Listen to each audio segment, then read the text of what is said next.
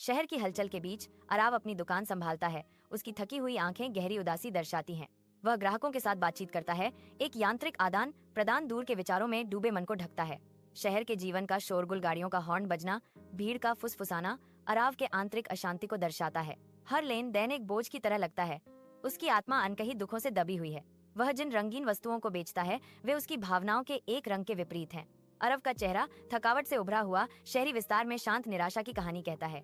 सड़क के किनारे बच्चों की हंसी हवा में गूंजती है क्योंकि वे खेलते हैं। उनकी ऊर्जा अराव के चिंतनशील मौन के विपरीत है। अराव रुक जाता है।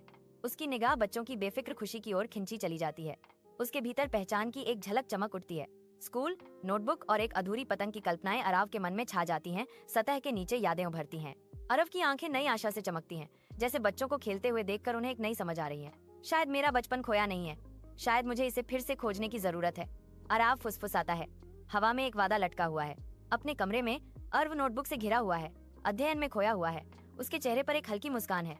एक अधूरी पतंग पास में पड़ी है, जो अभी उड़ान भरने वाले सपनों का मूक प्रमाण है।